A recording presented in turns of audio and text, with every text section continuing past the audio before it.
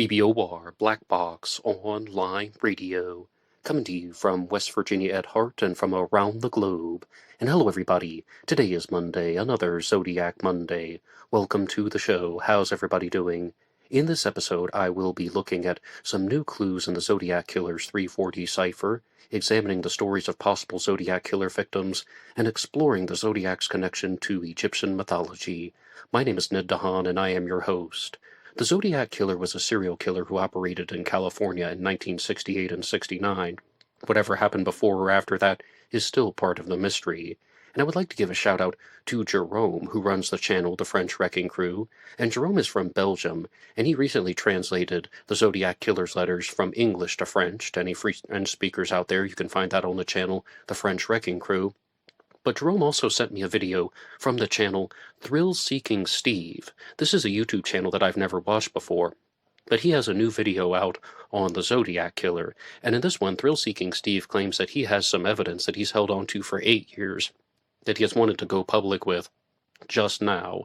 And I watched his video, and I thought that there was a very odd insert, an interjection, and I'll just give you guys a little bit of a preview.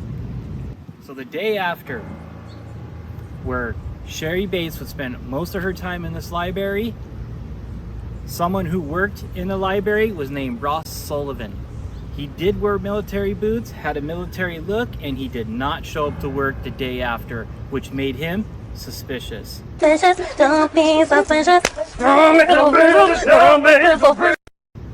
days later, he did show back up to work with different clothes, which wasn't normal. And I was watching that and thinking, what? What? Did you mean to put that in there? Was that there on purpose? But as you see, he has some statements about Ross Sullivan as a Zodiac Killer suspect and a suspect in the 1966 murder of Sherry Jo Bates. Ross Sullivan is a suspect whom I almost never talk about on Black Box Online Radio anymore because I think that he was not the Zodiac Killer.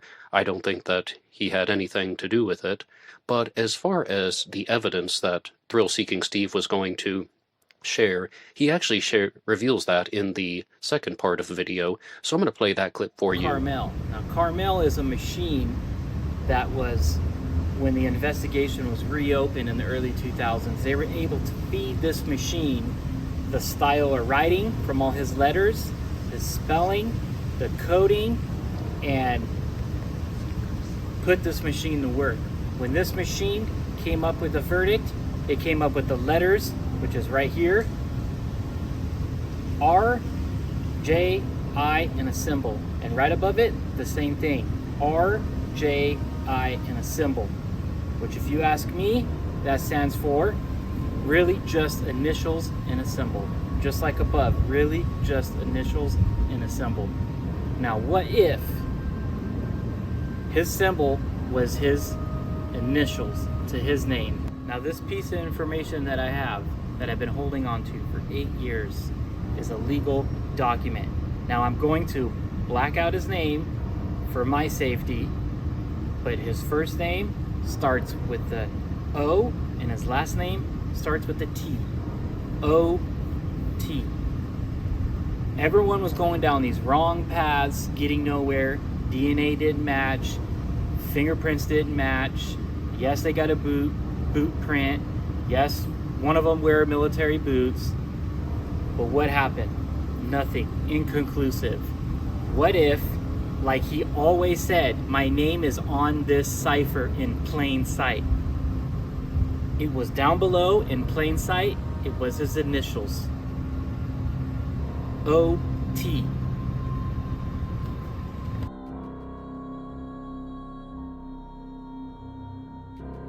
Now, for this piece of document I am not going to reveal this person's identity for their protection, but here is an interview of the truth of how they came across this. And the name started with an O. The last name started with a T. The signature did not look anything like the initials. And one more time, I would like to give you guys the name of the channel to reference this video if you would like to watch the entire presentation. I do recommend it, and it is from Thrill Seeking Steve. Now, I can't comment too much on the story of Carmel because I'm not familiar with it, but I am familiar with this particular pattern of symbols that is found in the Zodiac Killer ciphers. And I would like to ask you guys this as the first challenge question for Zodiac Monday. Do you believe that Thrill Seeking Steve is on the right track about identifying this pattern of symbols really just initials? Maybe that symbol that's in the middle is something that reveals, well, the killer's identity. Now, as far as O and T being put together, some of you guys in the comment section were saying things that I believe were in reference to this video, and I just didn't understand them. They're saying the solution is OT. I was like, I'm not quite sure what you mean, but after watching Thrill Seeking Steve's video, alright, I think people were referencing this. And Thrill Seeking Steve is under the impression that the Zodiac Killer created his symbol by taking the letter O and the letter T and putting it together. That's why the Zodiac symbol was chosen. Now, the Zodiac symbol is used in astrology. It's also used on the Zodiac watches, but there could have been a reason why that particular symbol was chosen, somebody's initials. And then you had to find that part of the 340 cipher, really just initials symbol. But Thrill Seeking Steve is not the first person that I've heard talk about this pattern of symbols in the 340 cipher. The first person to send me something in relation to this was Sam Fisher, author of the Zodiac Killer Identity. And Sam points out that there are two sets of repeating symbols in the 340 cipher, which YouTube listeners can see on the screen right now, and two of them actually go a little bit farther than what Thrill Seeking Steve was talking about, because they also have a dot that forms into the shape of the letter J. Now, Sam Fisher has a Zodiac Killer suspect named Joseph Paul Franklin, whose name does begin with J, but I'm not going to lie to you guys, I became curious about this. This pattern of repeating symbols is so neatly placed there that I even began to wonder if it was intentional. Could the killer's initials have been JJ? And I even think that that would be a more reasonable observation than O and T. Bear in mind that Thrill Seeking Steve did not reveal how the symbol in the middle of his RJI arrangement, he didn't reveal how that symbol would show the killer's identity. And he also made no mention of the second set of repeating symbols that is done in an almost identical fashion, or in some ways it actually is an identical pattern. So, what do you think about this? And I would love to talk more about his OT suspect, but you saw very clearly in the video that he has not revealed the name, and that makes me think that perhaps suspect OT is currently alive and he's doing this for legal reasons. But I will be eagerly awaiting any follow-ups that are released by Thrill Seeking Steve about the name of his suspect and what we can expect to find. Right now, I would like to give a shout out to John Blues, who made a request. Can you respond to Dr. Todd Grande's psychological assessment of the Zodiac Killer? And last week on the channel, I was talking about my own amateur psychological analysis of the Zodiac. I did a Big 5 personality traits assessment, and I said that I was using Dr. Todd Grande as one of the influences. And Dr. Todd Grande made a video about 4 years ago about the Zodiac Killer's personality. And I've done a direct response to it here on Black Box Online Radio, but that was 4 years ago, so I decided to rewatch the video and see if any of my observations would have changed. And Tom Voigt responded to John Blues by saying that that video is full of mistakes, errors, and misinformation. The doctor is a sham. And after watching it again, yes, absolutely, the video is filled with mistakes, errors, and misinformation. And Dr. Todd Grande is a psychologist, so people are going to be turning to him for psychological analyses, and perhaps he is reasonably good at that, but anything involving the reconstruction of the crime scenes, the events that happened, the dates and times, all types of misinformation were found in his Zodiac Killer video. Some examples would be that he said that on December 20th of 1968, the Zodiac Killer attacked David Faraday and Betty Lou Jensen at Lake Herman Road, and that David Faraday was shot while he was sitting inside of the car at Lake Herman Road. That is almost certainly impossible according to the forensics. Bear in mind that David Faraday would have been in the driver's seat, yet he ends up outside the car on the opposite side, and I don't think there's any conceivable way that David Faraday was shot while he was sitting in the driver's seat. The second one that just comes to mind is he said that Darlene Ferrin was chased by the Zodiac Killer to Blue Rock Springs Park on July 4th of 1969, and she crashed into a log, and that's the reason why the car stopped. I've stated in some previous Zodiac Monday episodes that I don't think any car chase involving the Zodiac Killer actually happened, so from the very beginning, I think that that is false and just, again, some type of internet rumor that is going around. And, I mean, it's bigger than an internet rumor, because even on last week's Zodiac Monday, I was talking about a video that was citing an interview with Mike Michaud when he says that they were chased to Blue Rock Springs Park. Again, I don't think there's any evidence to support that that actually happened. And there are also other pieces of information that were incorrect in his video. For example, he said that the Kathleen Johns incident took place on March 17th of 1970, when in reality it was on March 22nd of 1970. March 17th, St. Patrick's Day, is actually Darlene Ferrin's birthday, but I don't necessarily know if that was the reason for the mix-up. But anyway, Dr. Todd Grande made a psychological analysis and assessment of the Zodiac Killer, and in his video, there are some things that you've heard me talk about over the years. The reasons why I reference this video are that, number one, he believes that the Zodiac Killer was a sexually motivated serial killer, even though he did not make physical contact with the bodies. And another one would be that the Zodiac Killer was very high in insecurity, but low in trait neuroticism. Bear in mind that insecurity is not a personality trait. Last week on the channel, I was talking about the big five personality traits: openness, conscientiousness, extroversion, agreeableness, and neuroticism. And I made my own amateur assessment of the Zodiac Killer. And my assessment was almost identical to Dr. Todd Grande's. And it had been 4 years since I had seen his video. I didn't remember all the details of his personality assessment of the Zodiac, but he said the Zodiac was high in trait openness. I agree, open to new experiences. He said the Zodiac was average in conscientiousness. I said low in conscientiousness, like structured and orderly living. And, I'll give the doctor that one. That was really the only thing that was different among our observations at all. And he said low in extroversion. I said low in extroversion. He said low in agreeableness. I said low in agreeableness, the way that most serial killers are. And then he said low in neuroticism. This is also fairly normal for some people to be high on average in two personality traits and then low in the other personality traits. If everybody were just high in everything, then they wouldn't use the Ocean Big Five personality trait model. Now, I am not a psychologist, and one of the reasons why I like not being a professional is I'm not limited to using the traditional methodologies, because some points that I said were that the Zodiac may have been low in extroversion. Like, he's not an extrovert, he's an introvert, and he is definitely someone who is going to be naturally withdrawn from society. But I thought that he had the ability to fake it, that he had the ability to pretend like an extrovert when he wanted to, and also that the Zodiac Killer was low in agreeableness, but like many psychopathic serial killers, he would pretend to be high in agreeableness, putting on the facade of being the nicest guy in the world when he wanted to, and it's all a manipulation tactic.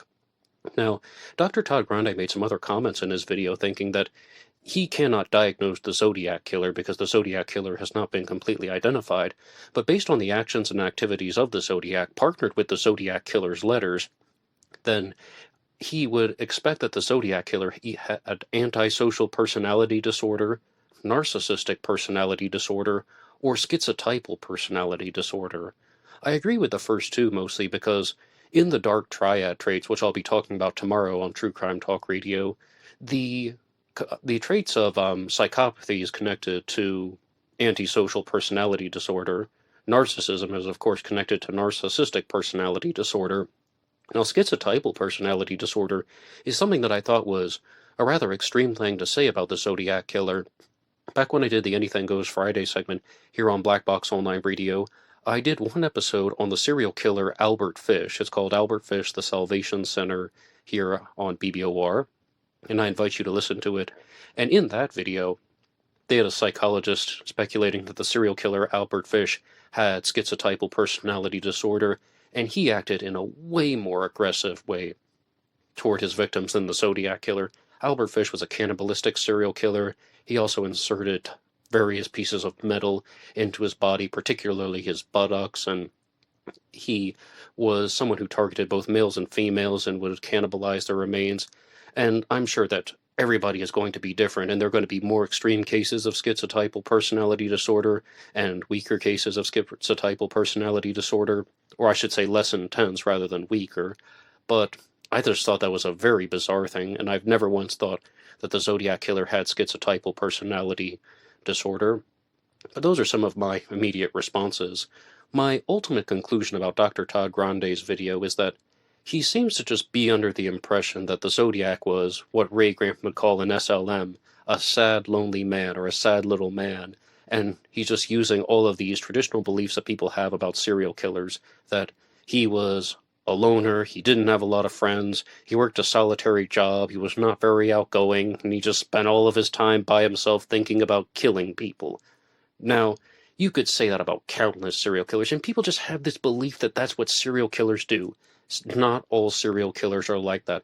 And Dr. Todd Grande even admits this in his video, saying that some serial killers are married with children, and other serial killers never get married, and they're just complete and total social recluses.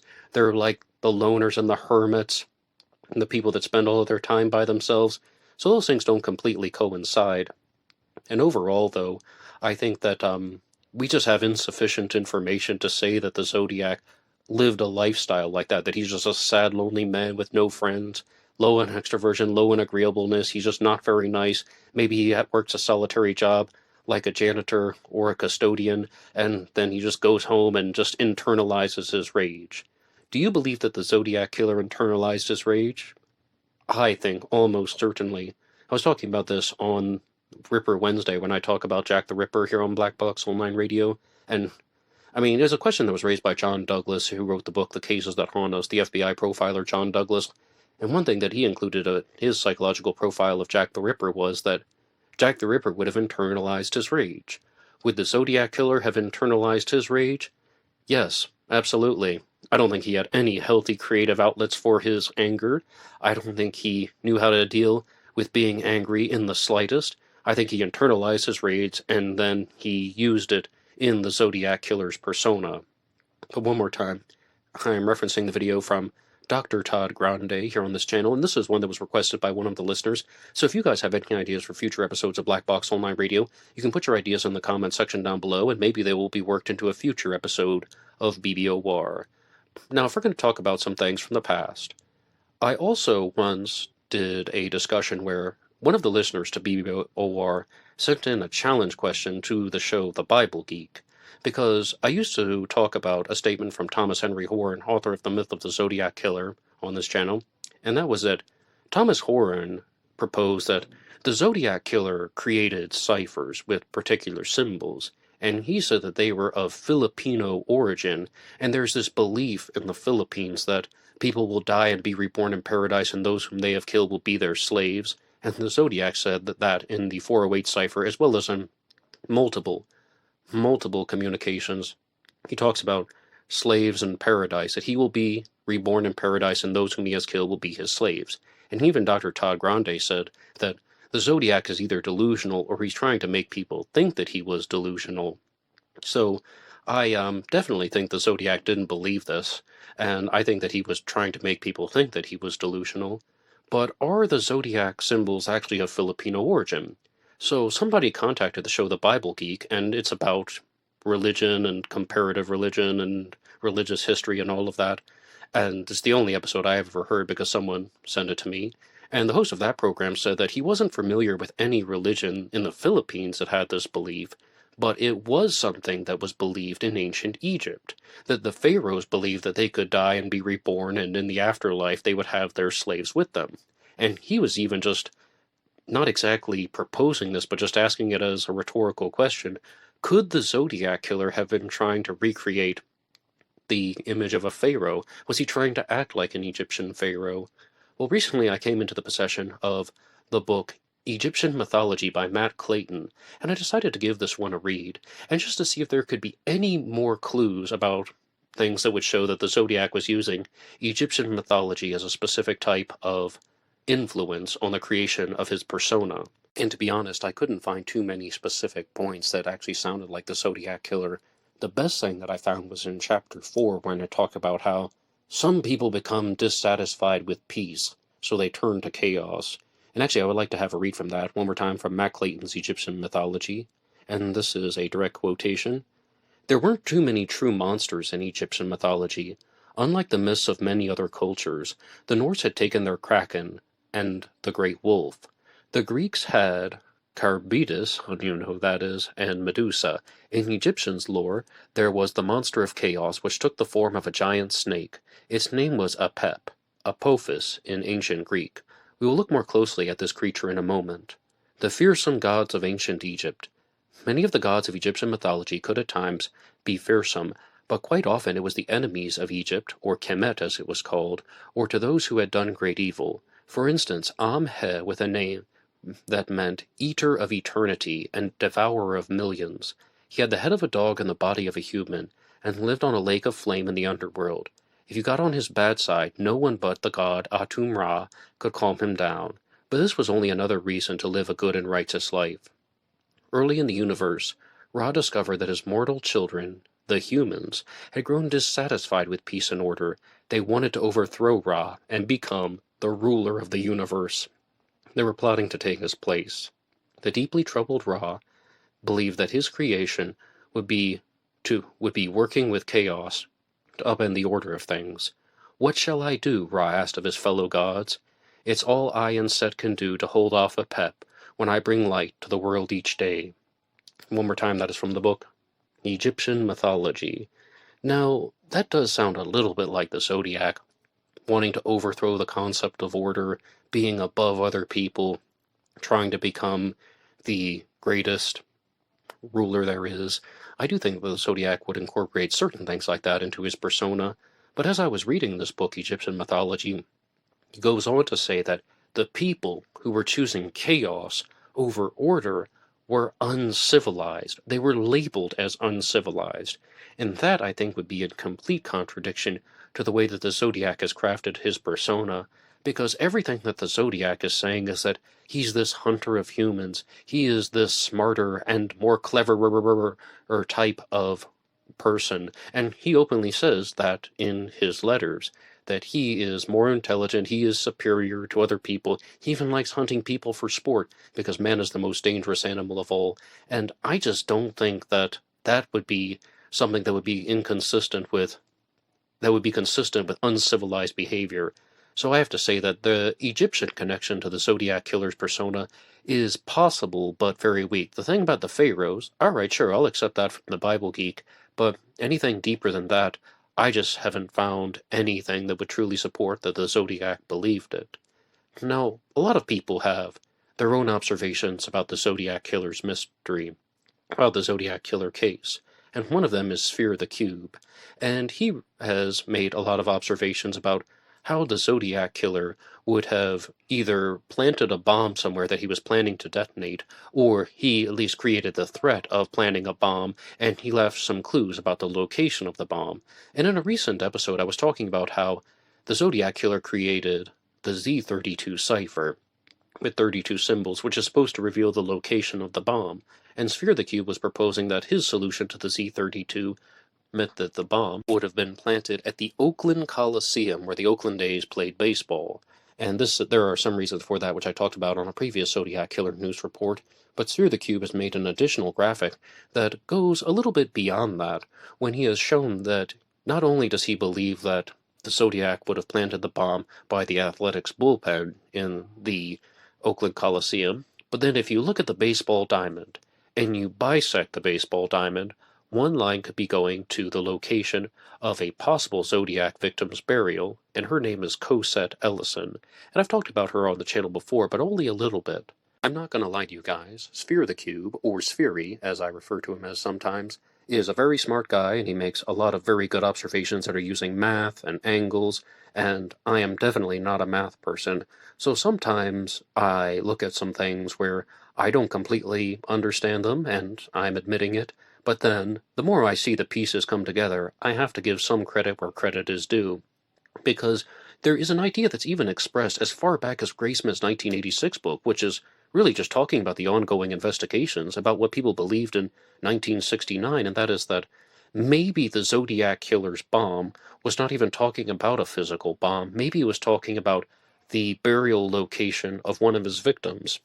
Right now, I would like to provide a little bit of an introduction to the story of Cosette Ellison, a possible Zodiac Killer victim. And I also would just like to point out one more time that you first go to Mount Diablo as the Zodiac constructed, then you draw a line segment to the athletics bullpen, and then you find the baseball diamond and you bisect the baseball diamond with another line that goes to the burial site of Cosette Ellison. On March 3rd of 1970, the young Cosette Ellison disappeared from her 423 Canyon Road home in Moraga, California. It is believed that the young 15-year-old had been abducted from her home as she got off the school bus around 3:20 p.m. The bus driver, Eugene Yee, saw Cosette walk up the driveway and collect the mail. The bus driver noticed a man sitting in a truck near the residence on his return journey 10 minutes later. The truck edged closer to the driveway of the Ellison household, but he saw no one inside.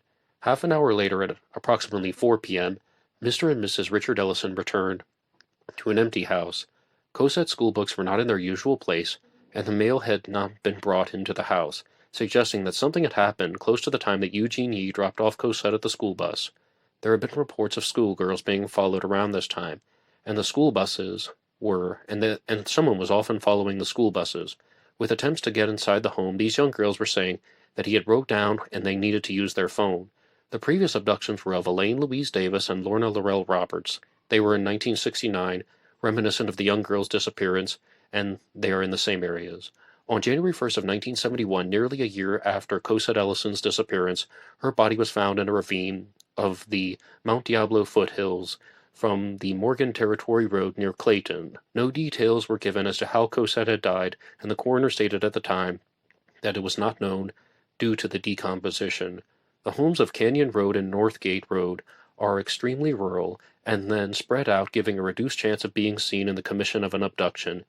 This may have been in consideration for the perpetrator, who likely followed school buses to a more remote area.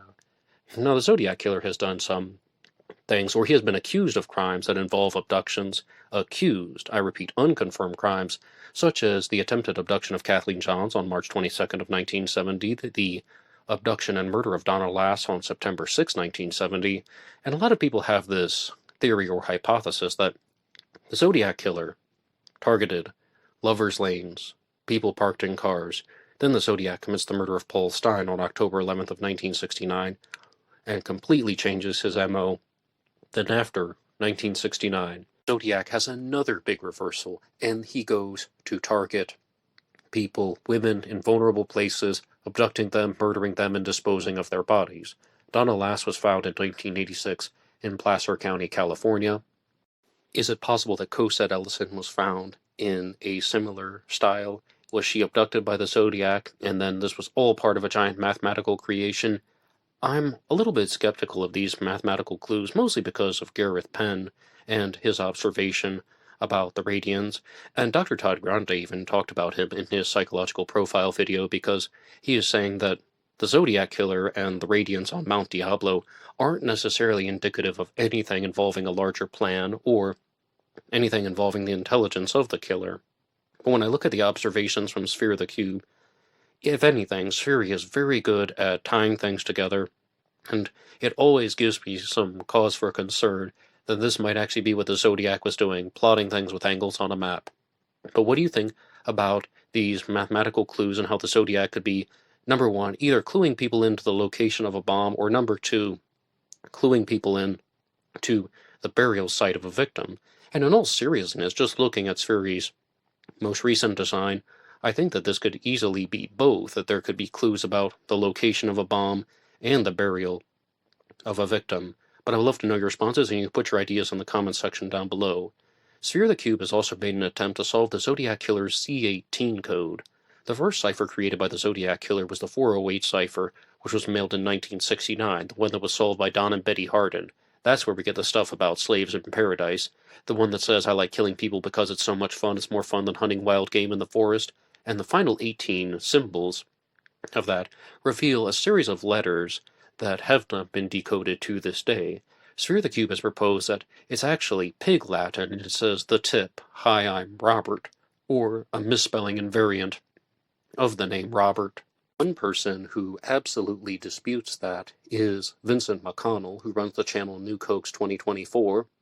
By the way, New Cokes is spelled Nuke and Hoax Hoax. Somebody wrote in the comments section that they thought when I referenced this channel, I was saying New Cokes, like new Coca-Colas, New Cokes. No, Nuke Hoax 2024. Lots of Zodiac Killer videos are made by Vincent McConnell, and I invite you to check out his channel if you just want to hear more about the Zodiac Killer mystery and different perspectives on this unsolved case. And Vincent McConnell is proposing in one of his videos that there is no solution to the Z18 code. It's just filler, it's a decoy, it's a distraction. It was just meant to make an even number of symbols that would be mailed in to the 3 newspapers that the Cipher was sent to, because the Cipher was divided into 3 parts and mailed to the San Francisco Examiner, the San Francisco Chronicle, and the Vallejo Times-Herald.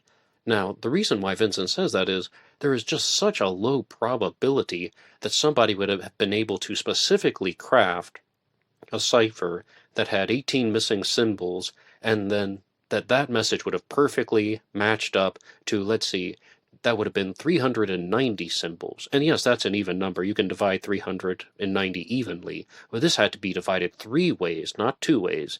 390 symbols. That had to be specifically designed to insert an 18-symbol message, an 18-character message. I am not 100% convinced of that, because somebody could have just written out a message that ended up being 390 characters long, and then they decided to make a hidden message that was 18 characters long. It wouldn't require that much effort, especially if you look at something like Sphere the Cube solution, where he says, the tip, hi, I'm Robert, the tip, the hint, the suggestion. The tip, that's also some language that isn't necessarily found in the Zodiac Killer's other letters, possibly. I mean, that's my personal take on the subject.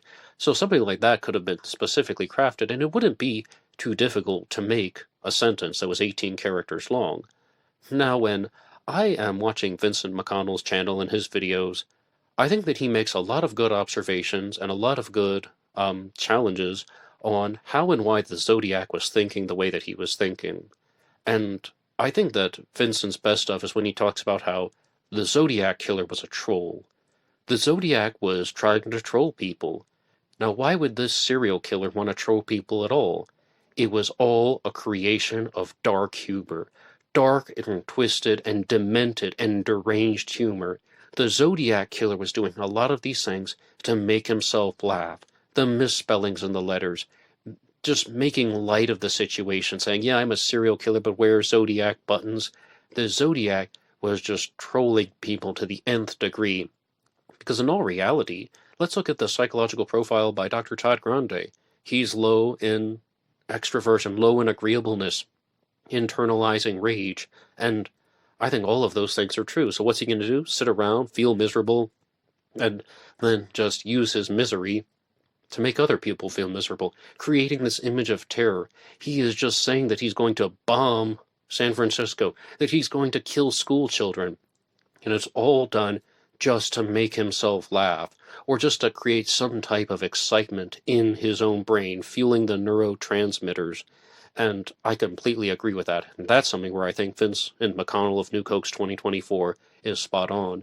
And Vincent also wrote into a live stream that was done by Drew Beeson, who is the host of the Zodcast here on YouTube.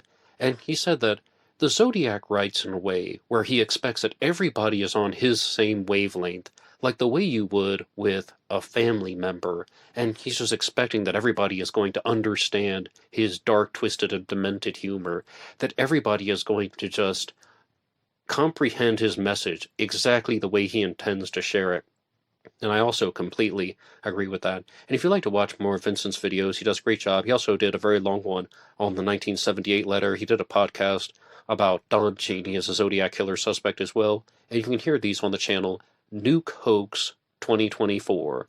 Not New Cokes, but New Cokes. Wow, they really do sound the same. Goodness gracious. NUKEHOAX. New Cokes 2024. And right now I would like to get to your supporter shoutouts. There's some great ways that you can help Black Box Online Radio. One of them is just hitting the like button and subscribing. That really helps out the channel. And if you listen to this show and you have not subscribed yet, you are welcome to do so. Another thing you can do is tune in on Tuesdays and Thursdays for True Crime Talk Radio in the morning. I go live on Tuesdays and Thursdays, and I'm trying to do that every week this summer. I will be live this Tuesday, but on Thursday, I will be changing things up, and instead of going live, I will be releasing a special bonus podcast about the Yuba County Five. Some of you follow that disappearance and mystery. I will be responding to Tony Wright's book about the Yuba County Five, and of course every Wednesday I do a segment about Jack the Ripper, and every Friday one about D.B. Cooper. And really, if you want to follow along with all of these true crime discussions, I invite you to just check out some more of the content. I'm also assembling the new Zodiac Killer news reports into a different playlist specifically for 2024. Lots of content here on Black Box Online Radio. And you can support all of these efforts by going through some of the links in the description box. One of them is for buymeacoffee.com. Buymeacoffee.com/blackboxned88, and that allows you to make a donation or contribution to help support the show. And anybody who makes a donation will get a shout out on Zodiac Monday. And our first one comes to us from Batman66. Batman66, thank you so much for your regular and consistent support. And Batman66 has also been helping out a lot with the shorts that come out on YouTube. They're released as reels on Facebook, Instagram, and TikTok. My Facebook name is Ned Dahan, BlackBoxNed88 on Instagram, and BlackBoxNed Radio on TikTok. And our next one comes to us from River Prawn Pottery, another excellent regular and consistent supporter. Thank you so much. And we have one from CZ Guy.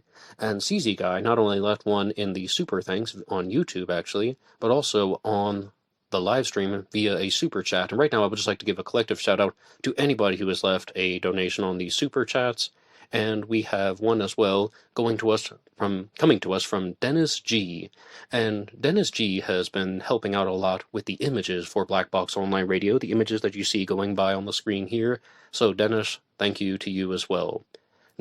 The Zodiac Killer mystery, it takes a lot of different directions. And someone who was very different in his own right was Dr. Howard Davis, author of the Zodiac Manson connection. And on a recent live stream I was talking about how Howard Davis recently passed away, and Howard Davis had a Zodiac Killer suspect named Bruce Davis, who was the right-hand man of Charles Manson.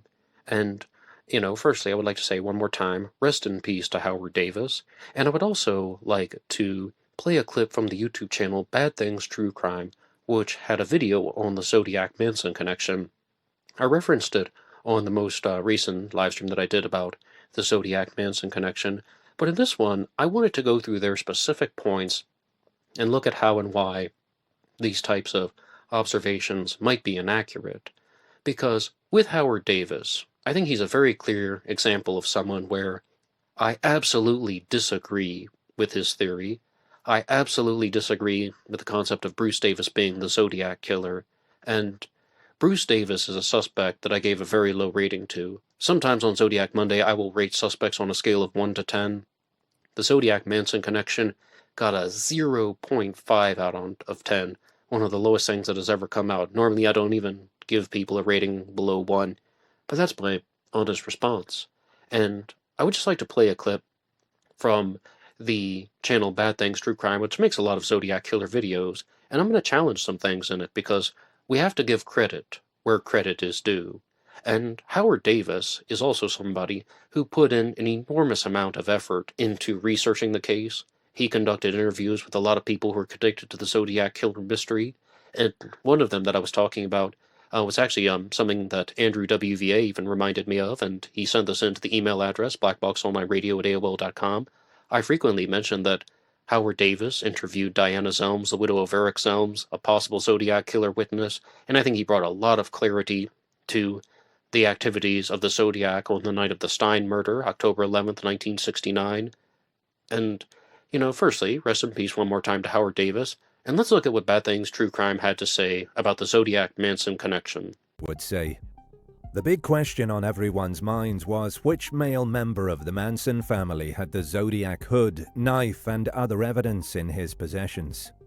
Enter Bruce McGregor Davis, Charles Manson's right-hand man. Bruce McGregor Davis was born on October 5, 1942, in Monroe, Louisiana, and raised in Mobile, Alabama. In 1962, he hitchhiked to California and worked as a bartender in Lake Tahoe. Davis reported that he often used cannabis and LSD, hitchhiked, and lived as a drifter. In a February 2023 interview, Davis said that he met Manson in Topanga in 1968, soon after being detained in front of a Malibu, California liquor store for drug possession. Davis claims that when they first met, Manson was in a bathtub being washed by 5 women. Davis has claimed throughout the years that the sex, drugs, and rock and roll lifestyle drew him to the family and kept him there. Davis was seen as an integral family member and extremely close to Manson. Davis says that he was regularly intoxicated with psychedelics such as LSD. This was particularly true throughout the weeks leading up to the gruesome murders. Davis was present in July 1969 when Manson reportedly sliced Gary Hinman's left ear with a cutlass. Bobby Beausoleil reportedly stabbed Hinman to death. However, neither Manson nor Davis were there at the time. However, Davis was involved in the murder of Donald Shorty Shea, a Span's Ranch employee, in late August. Davis said that he was at Span Ranch on August 8, 1969, the night of the Tate murders. He claims that Susan Atkins approached him and told him that they were going out that night and that Manson wanted him to join, but he declined. Davis reported the same thing happened the next night, the night of the La Bianca killings. Davis was convicted in Los Angeles County in 1972 on 2 charges of first-degree murder for the deaths of Hinman and Shea, as well as conspiracy to commit murder and robbery. He was condemned to life in prison in California, where the death penalty had just been abolished. There is no doubt that Davis was a willing part of the murderous family.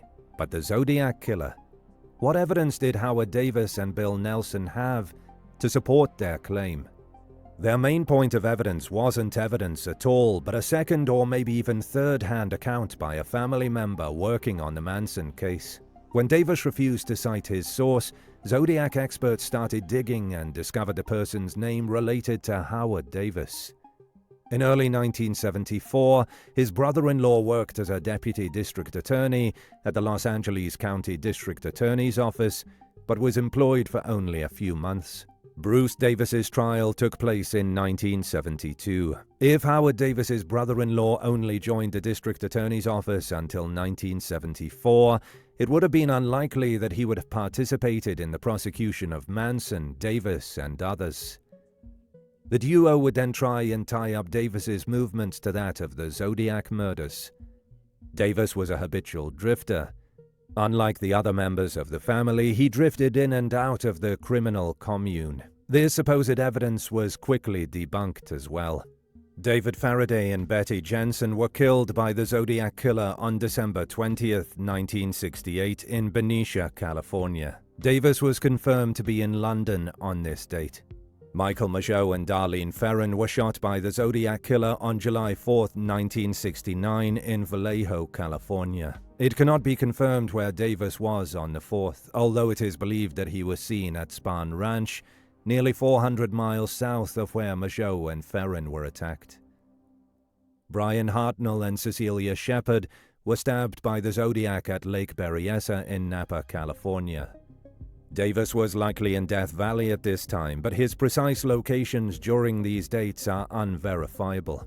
On October 11, 1969, Paul Stein was shot and killed in San Francisco. Bruce Davis was in Las Vegas on this day and returned to Death Valley with the rest of the family early the following day. He could not have made the trip from Vegas to San Francisco to Death Valley in this short amount of time. Numerous letters were received between 1972 and 2007 claiming to be from the Zodiac. Davis would have been imprisoned during this time, and his letters would have been sent from prison and closely monitored unless he had an accomplice. The link between Davis's and the Zodiac's appearance has also been debunked. Witnesses and survivors characterized the Zodiac as being 5'8" and weighing 200 pounds or more. Bruce Davis weighed far less at the time the Zodiac murders took place. His height was around 5'8" at the time. However, shoe prints discovered at the Lake Berryessa crime scene were larger than that of Davis. Witnesses to the Stein murder said the killer was in his early 40s. Davis was 27 years old in 1969. They also said that the suspect wore glasses. Davis was not known for wearing glasses as a young man. Other witnesses characterized the Zodiac as barrel-chested, having short dark blonde or light brown hair, and was clean-shaven. Davis kept his almost black hair long and often had facial hair. Davis was far from barrel-chested, having a slight build. As amateur sleuths picked apart the Manson Zodiac hypotheses, Davis and Nelson were accused of being conspiracy theorists and hoaxers, and rightly so. There is no credible evidence of Bruce Davis or any part of the Manson family being connected or being the Zodiac Killer. As you heard from that video clip there, they're trying to present Howard Davis and Bill Nelson as conspiracy theorists and hoaxers. However, I definitely don't think that Howard Davis was a hoaxer. Was he somebody who went down the wrong pathway? Perhaps, yes. But a hoaxer would be someone who is intentionally doing this in a fraudulent way. And I think that they're making a lot of assumptions in this video about the Zodiac-Manson connection. Number one, it is believed that Bruce Davis was at the Spawn Ranch on July 4th of 1969, even though they can't verify his whereabouts. Well, if they can't verify his whereabouts, how can they say that he wasn't in San Francisco at the time? I mean, if anything, they're making the assumption that Howard Davis is wrong, but not necessarily. He's also stated, by he, I mean Bad Things True Crime, stated that it's certain that Bruce Davis, no relation to Howard Davis, that Bruce Davis was in England in December of 1968. Now that is something that is believed to have been true. Bruce Davis has also stated that he was in England in 1968, in December of 1968 at the time of the Lake Herman Road murders. However, this is something that has not truly been confirmed. I mean, Howard Davis disputes this completely because one of his points was that Bruce Davis is a regular and habitual liar, that he lied about working in Riverside, he lied about his occupations in the past, and he's lying about the date that he left for England. And why would somebody do that? Because they don't want to be implicated in a murder. Because Bruce Davis isn't somebody who's just going to bask at the sunlight while the cameras are on him and just be like, yeah, people think I'm the Zodiac Killer, that's really cool. He's somebody who is spending life in prison with the possibility of parole. That means that he is up for parole, and that he's trying to get out of prison, and he's one of the few members of the Manson family that is still alive. I mean, a lot of them have passed away, even Charles Manson himself. Another point is that Bruce Davis would have been too thin to have been the Zodiac Killer. Well, the Zodiac was somebody who was described as barrel-chested at Lake Berryessa. That's what you heard in the Bad Things True Crime clip. He would have been described as barrel-chested. Well, a lot of people believe that the Zodiac Killer altered his appearance because of the clothing that he was wearing. Firstly, the Zodiac wore the Lake Berryessa hood, the black hood with the clip-on sunglasses. Secondly, the Zodiac would have worn a blue or black windbreaker underneath the hood. Thirdly, the Zodiac could have been wearing additional layers of clothing under that, which would have indicated that he was not actually barrel-chested, and that's just a complete illusion that was created by wearing multiple layers of clothing. All of these observations come from Howard Davis, mind you, and even saying that Bruce Davis had long hair in 1969, Howard Davis has also stated that Bruce Davis knew how to conceal his long hair by wearing a skull cap wig, and that the Manson family were very good with makeup. Tex Watson talks about this so much in his book, Will You Die For Me, about how he worked in a wig shop, and he even tried to open his own wig shop for a while, which was a very unsuccessful plan, but there's a very big section in the book, Will You Die For Me, all about that. So Howard Davis has addressed these points, and for people just to say that, oh, well, it's impossible for these reasons, again, giving credit where credit is due, I think those things are insufficient. But the absolute biggest one that I wanted to challenge is saying that Bruce Davis couldn't have committed the Stein murder because he was in Las Vegas the day before. Well, that is all addressed by Howard Davis, that he would have gone to San Francisco, committed the Stein murder, flown back to Las Vegas, then taken a car to Death Valley to the Barker Ranch in California, and he was arrested in the evening on October 12th of 1969, and at the very least, Howard Davis has addressed that. Now, if Bad Things True Crime wants to say that, oh, well, we don't agree with any of that stuff, we think that Howard Davis is just mistaken, or he's making it up, or he's just, like, making educated guesses about what happened, or it's all speculation, these are just his hypotheses, okay, well then say that. But there's a difference between saying that, well, that's speculation versus saying that someone is a hoaxer. But that's just my take on the subject. And the final thing that I have for you here on Zodiac Monday is something that is a follow-up from last week's episode. I was talking about an incident with a man that matches the description of the Zodiac Killer suspect Lawrence Kane that took place at a Shakey's restaurant, where he was talking to somebody about the zodiac signs, and she felt very, very bothered by him, and this man said that he knew a girl in his workplace, and he sold real estate out of state, and that he was going to get her back for something, or that she had it coming. And that, again, took place at a Shakey's restaurant, and I confess that this is not Zodiac-related, but this was sent to me by Batman66, and it's called The Murder at Shakey's, a Ghost Story with Pizza. The reason why I wanted to share this is that, at first, I thought that this story was not true, and it's just like some type of wacky ghost story, but there's a little bit more to it. And this is from Kings River Life. That's the name of the magazine, and it is written by Sarah Peterson Camacho, just citing the source. It always begins with a girl, usually nameless, always dead. How she died doesn't matter so much as the fact that she met a violent fate, because she made a perceived mistake of some kind. Her clothes were too tight, and she went out alone at night, or caught a ride with the wrong stranger, and therefore she haunts the last place she was alive. A literal ghost of her former self, sad, angry, or confused, desperate for justice. Her story is told over and over again, evolving with each retelling, until she's just another restless spirit in just another ghost story, resurrected just in time for Halloween, when the veil between this world and the next world is at its thinnest. Let me introduce you to her. On the last night of her life, Christa Hambrock went for a walk and never came back. Around 10:30 p.m. on the night of December 2nd, 1980, the 20-year-old Fresno State University junior left her dorm room at Baker Hall for a stroll on that cold, clear night. Bummed about failing an exam earlier that day, she just needed to clear her head, and Christa told her younger sister and roommate Carla, who was 18 years old, that she was going out. As Baker's Hall president, Hambrock was very well known and very well liked around the dorms, a born leader for organizing dorm activities, all ready to lend an ear to listen to or cry on the shoulder of. Christa promised Carla she'd be back in a few minutes, clad in a blue nylon jacket against the chill of the air. Over a white sweater and jeans, her long caramel hair flowed in a feather-like fashion above her shoulders, and round eyeglasses framed with large expressive eyes. She walked along North Shaw Avenue, passing classmate Richard Tracy, 21, at around 10:40 p.m., as he was escorting his girlfriend back off campus. He waved to Hambrock, and he was warning the business major to be careful while walking out alone. "Just getting some fresh air," she assured him. Screams pierced the crystal-clear night, echoing across the campus.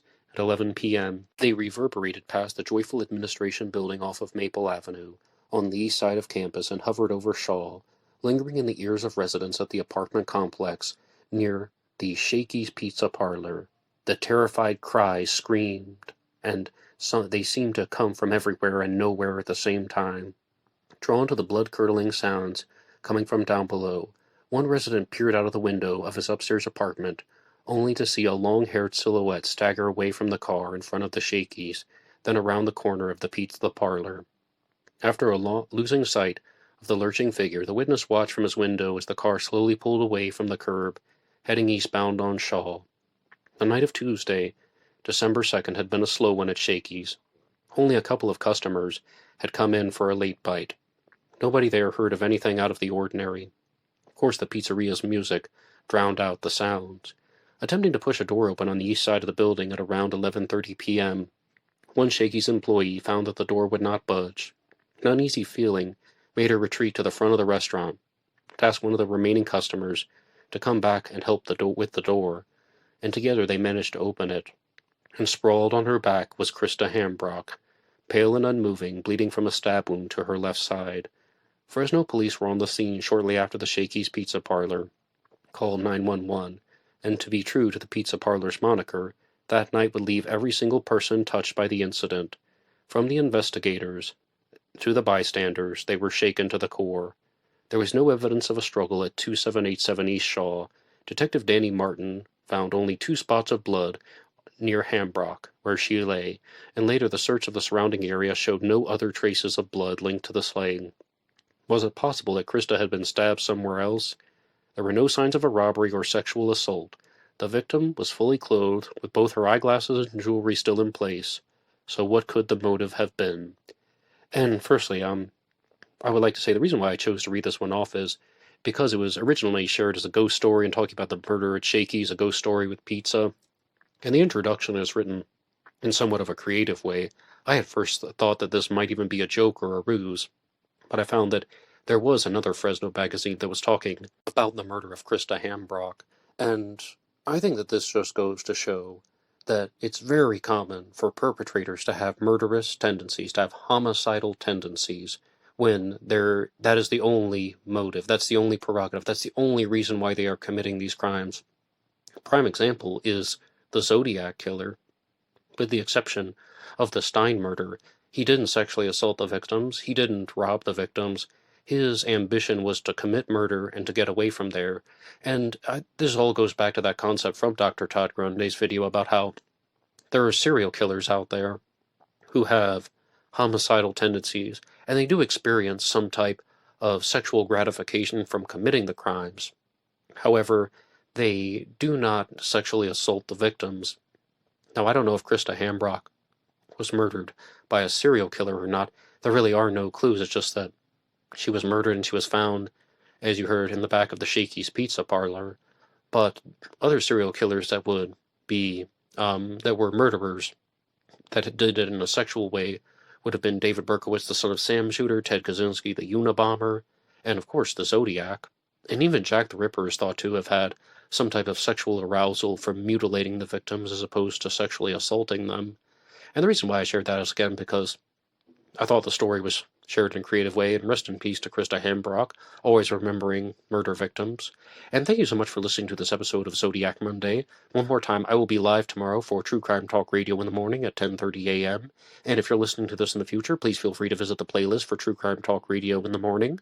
And also going on Ripper Wednesday, Cooper Friday, and doing the bonus episode on Thursday about the Yuba County 5. And you can follow this show on Instagram at BlackBoxNet88, Blackbox Online Radio on TikTok, Blackbox Online Radio on Facebook, Ned DeHaan on Facebook, and Blackbox Online Radio at AOL.com. That's all for me now. Goodbye.